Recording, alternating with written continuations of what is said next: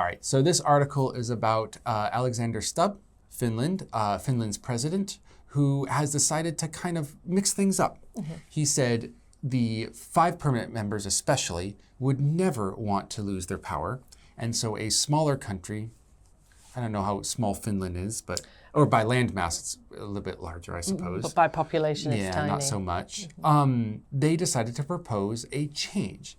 They said maybe we should either expand the permanent council members so that it would include like 2 from Asia, 2 from Africa, and 1 more from, I believe, South America, so that it would have a little bit more equal representation in the world. And also get rid of the veto power. Yeah, it's like we don't need this anymore. Or change it up in some way, but he's like, we need to rethink this. It was a long time ago that the UN was made. It has evolved over the years, yes, but not quick enough and not in the right ways sometimes. So he's proposing major changes. It does seem like the US is open to it.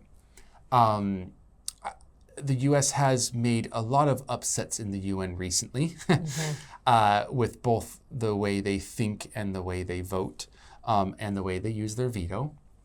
But they do seem a little bit positive to these changes, maybe because one of his proposed changes was to kick Russia out.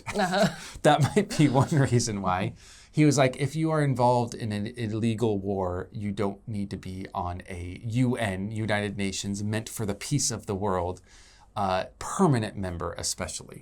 So he's like, we need to at least kick them out, if not make all these changes.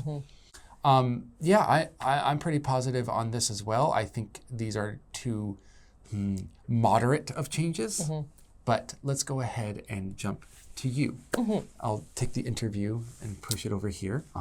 So what are your thoughts on expanding the UN Security Council to include more countries? I'm very positive about it. I guess that's kind of in line with the British thinking. I think Britain is generally quite positive about this. I guess we're not a particularly powerful country, globally speaking anymore. I think of the 5, we have gone from, global significance to less than insignificance. So I think, we can see it's time for a change. It's time to update the list. But yeah, some other countries are not quite so happy about that. And they do get quite picky on, well, who are we including then? Yeah. And is it based on location? Are we trying to make it more sort of representative of the world demographically? Or is it more about trying to bring more of our personal allies onto the council to back us up? Obviously, it's quite fraught with political tensions. Yeah, who gets on the council? Who, yes. The who's who of the council. Yes, it's like... Anyways. It's hard to decide. Again, it is your time to shine. Okay. I will keep silent. Do you think any country should have the power to veto decisions in international organizations like the UN? Well, I think the thing that's most important about the thing that makes the UN great is the fact that they get all the nations around the table at some point to talk. So I think you can't start kicking people off because then you've ended negotiations with that particular country. Like I know what Russia is doing is terrible, but we can't stop talking to them. In fact, we must talk to them more to try and persuade them to stop the war and to come over to our. If we shouldn't cut the line of communication. So if we can't kick them off, what can we do?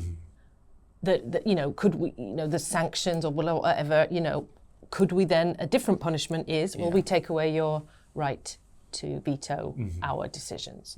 So again, maybe that would be a suitable method of trying to get another nation to do what you want. But again, I don't know, is the UN supposed to be about having ways to force other countries to do what we want? Or is it supposed to be a place where we can talk and discuss and debate, not force each other into our way of thinking? Although I don't really know enough about the UN, so those are some thoughts for you about that. Those are actually pretty good thoughts, actually.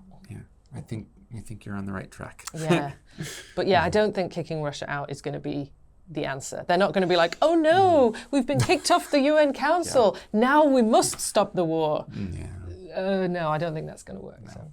That's a good line about keeping communication open. Because with negotiation, if you do cut it off, that's the end. Yeah. But if you keep it open, even if it is a thin wire of openness, at least there's opportunity. Yes. Yeah.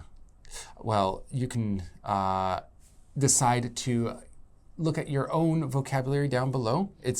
I guess it's yours now. I don't know why I gave it to you. It's everybody's vocabulary, but you can use it as well. In fact, anyone in the world can use it. No one can veto your right to use this vocabulary in the everyday English of your life.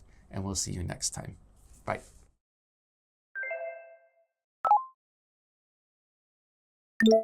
Abolition. Abolition. Suspension. Suspension. Engage. Engage. Composition. Composition. Agency. Agency.